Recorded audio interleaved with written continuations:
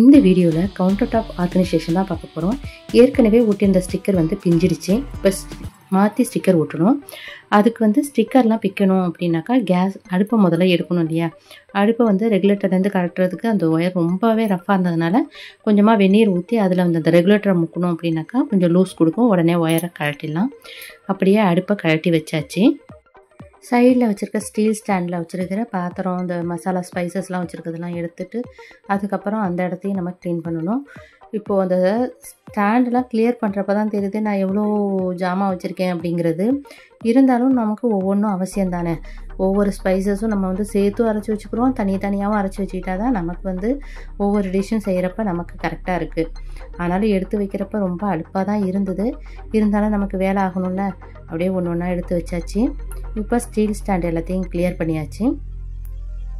Left சைடில் உள்ளது எல்லாத்தையும் எடுத்து வச்சதுக்கப்புறம் மறுபடியும் ரைட் சைடில் உள்ளதை நம்ம கிளியர் பண்ணணும். ரைட் சைடில் வந்து ரொம்ப வைக்கலை, சும்மா உப்பு ஜாடி, கத்தி, அந்த ஸ்பார்க் அதெல்லாம் தான் வச்சுருந்தது. எல்லாத்தையும் எடுத்துகிட்டு ஃபஸ்ட்டு பேக் சைடு வந்து க்ளீன் பண்ண ஆரம்பித்தாச்சு. இதில் வந்து மேக்ஸிமம் நிறைய அழுக்கெலாம் இருக்காது, சுத்தமாக தான் வச்சுருப்பேன். ஆனால் ஏற்கனவே குடியிருந்தவங்க பண்ண வந்து அழுக்கு வந்து தான் அதிகமாக அப்படியே இருக்கும். நானும் மேக்ஸிமம் அந்த வினிகர்லாம் ஊற்றி தேய்ச்சி பார்த்துட்டேன், ரொம்ப போகாமல் அப்படியே தான் இருந்தது. அடுத்து கீழே உள்ள ஸ்டிக்கர்லாம் பிக்க ஆரம்பித்தாச்சு. ஃபஸ்ட்டு அது மேலேயே ஒட்டலான்னு தான் பிளான் பண்ணோம். ஆனால் கொஞ்சம் பிஞ்சு இருந்தது, அது மேலே ஒட்டினோம்னா கலண்டுட்டு வந்துடும். இப்போ புதுசாக போடுற ஷீட்டும் வந்து கலண்டுட்டு வந்துடுங்கிறதுக்காக கொஞ்சம் வெந்நீர் ஊற்றி நம்ம எடுத்தோம் அப்படின்னாக்கா அந்த ஸ்டிக்கர்லாம் வந்து நல்லா வந்துடும். அதுமாதிரி வெந்நீர் ஊற்றி ஸ்டிக்கர்லாம் எடுத்துட்டு அந்த இடத்த க்ளீன் பண்ண ஆரம்பித்தாச்சு. ஏற்கனவே வந்து க்ளீன் பண்ணிவிட்டு தான் நாங்கள் வந்து ஸ்டிக்கர் ஓட்டினோம். இப்போ தான் மந்த்லி ஒன்ஸு தான் ஸ்டிக்கர் ஓட்ட வேண்டியதாக இருக்குது. ஏன்னா இப்போ ஓட்டுறதும் கிழிஞ்சு தான் போகும். இங்கே நம்ம லோக்கல் மார்க்கெட்டில் தான் நான் வாங்கியிருந்தேன், இது ஆன்லைனில் வாங்கலை. சரின்னுட்டு ஸ்டிக்கர் வந்து பிச்சுட்டு புதுசு ஓட்ட ஆரம்பித்தாச்சு. எங்கள் டைல்ஸ் வந்துட்டு கலப்படமாக ஒட்டி வச்சுருப்பாங்க. டைல்ஸு, மார்பிள்ஸு, சிமெண்ட்டு அப்படின்னு கலந்து ஒட்டி வச்சுருக்காங்களா, அதனால் வந்து ஸ்டிக்கர் ஒட்டுறதுல ரொம்ப கஷ்டம். நிறைய கேப் விழுந்தது, ஏர் பபிள்ஸ் உருவாகி ஒரு மாதிரி ஒட்டுறதுக்கு ரொம்பவே கஷ்டமாக இருந்தது. ஏற்கனவே ஒட்டுனது வந்து நாங்கள் அடுப்புக்கிட்ட தேவையில்லை அப்படின்னு சொல்லிட்டு விட்டு வச்சு கட் பண்ணி ஒட்டினதுனால தான் அது பிஞ்சுக்குச்சு. அதனால் இந்த தடவை வந்து ஃபுல்லாகவே அடுப்புக்கும் சேர்த்து, அடுப்புக்கு கீழேயும் சேர்த்து ஒட்டலாம் அப்படின்னு சொல்லிட்டு தான் பிளான் பண்ணி ஒட்ட ஆரம்பித்தோம். அப்பயுமே வந்து நிறைய மேடும் பள்ளம்லாம் அந்த கவுண்டர் டாப்பில் இருந்ததுனால கொஞ்சம் ஒட்டுறது கஷ்டமாக தான் இருந்தது. அப்படியே கொஞ்சம் மடிச்சுலாம் வந்தது தான், இருந்தாலும் பரவாயில்ல, நாங்கள் ஒட்டிட்டோம். ஆனால் ஒட்டினதுக்கப்புறம் க்ளீனாக நீட்டாக ரொம்பவே அழகாக இருந்தது, ஷைனிங்காக. அடுத்தது வந்து எடுத்து வச்ச கார்னர் ஸ்டாண்டெலாம் விளக்கி வச்சுருந்தேன், அதிலெல்லாம் எடுத்து மறுபடியும் நம்ம வச்சு இந்த ஸ்பைசஸ் எல்லாத்தையும் திருப்பி அரேஞ்ச் பண்ணி வைக்க ஆரம்பித்தாச்சு. நமக்கு தான் 1008 பொடி தேவைப்படுமே. கரம் மசாலா, சாம்பார் பொடி, மஞ்சள் பொடி, ரசப்பொடி, காஷ்மீரி மிளகாத்தூள்னுட்டு எல்லாத்தையும் அரேஞ்ச் பண்ணி வச்சாச்சு. 2 ஸ்பைஸ் பாக்ஸ் வச்சுருக்கேன். ஒன்றுத்தில் வந்து மசாலாலாம் இருக்கும், பட்டை, சோம்பு, ஏலக்காய்லாம். இன்னொன்றுத்தில் வந்து கடுகு, மிளகு, ஜீரகம்லாம் வச்சுருப்பேன். அஞ்சரை பொட்டி இல்லையா, அந்த அஞ்சரை பொட்டிலையும் 2 வச்சுருக்கேன், அதையும் அரேஞ்ச் பண்ணி வச்சாச்சு. அடுத்து 2வது உள்ள ஸ்டீல் ஸ்டாண்டில் வந்து மிளகு பொடி, ஒயிட் பெப்பர், பிளாக் பெப்பர், அப்புறம் வந்து சில்லி ஃப்ளேக்ஸ், வெந்தய பொடி எல்லாமே அதையும் அரேஞ்ச் பண்ணி வச்சாச்சு. கீழ் ரேக்கில் வந்து ஏலக்காய், கிராம்பு அதெல்லாம் வந்து எனக்கு அடிக்கடி தேவைப்படும், அதனால் அதையும் அடுக்கி வச்சாச்சு. அதுக்கு கீழே வந்து முருங்கைக்கீரை சூப் பொடியும் அப்புறம் வந்து மசாலா பாக்ஸும் வச்சாச்சு.